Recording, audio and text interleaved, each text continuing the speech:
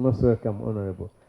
Officials from the Ministry of Defense and Veterans Affairs today reappeared before the Defense and Internal Affairs Committee to discuss their budget framework paper for the financial year 2025-2026.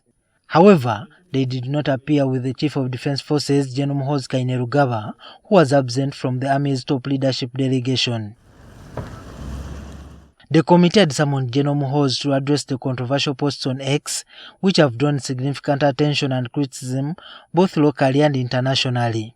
Before the committee could begin its work, Committee Chairperson Wilson Kajwenje informed the members that he had received communication from the Speaker of Parliament indicating that the ministry had written to her, stating that the CDF was unable to attend due to other official engagements.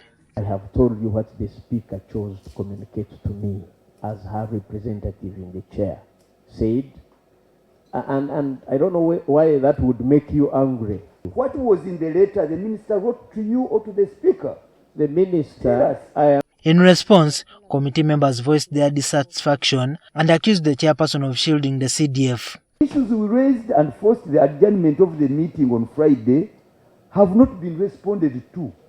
If the minister was kind enough and wrote to the Speaker, I think it was in order that the Right Honourable Speaker should call you, the chair, and which she did. Yes, share, and which you have also shared with us. Kajwenje further explained that the committee's purpose for examining the ministry's budget framework paper did not necessarily require General Muhoozi's personal attendance, since the office of the CDF was represented by the Deputy CDF, Lieutenant General Samuel Okeding. You know that, Honorable Sechikubo, that the matter before us is the budget framework paper. We are therefore proceeding well. Chair, it is really disgrace that after we left the committee, we still had communication by the CDF using his X account, calling us clowns. Article 208, that the UPDF will respect civilian authority. And the commander of defense forces to come out and intimidate and threaten to arrest members of parliament. Mr. Chairman, what I think it tantamounts, I think we may find it tantamounting to treason. A heated exchange ensued among committee members, prompting the chairperson to ask the Ministry of Defense officials to step out briefly so the committee could decide on how to proceed in the CDF's absence. Upon reconvening, the Minister for Defense, Jacob Oboth, assured the committee that General Muhoozi would appear before them at a later date.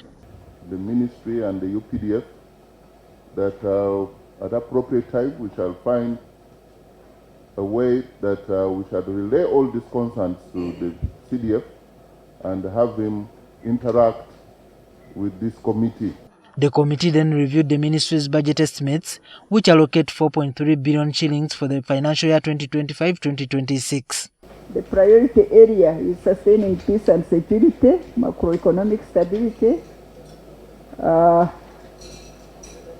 governance and public sector efficiency. Priorities here is enhancement of UPDF capability and capacity.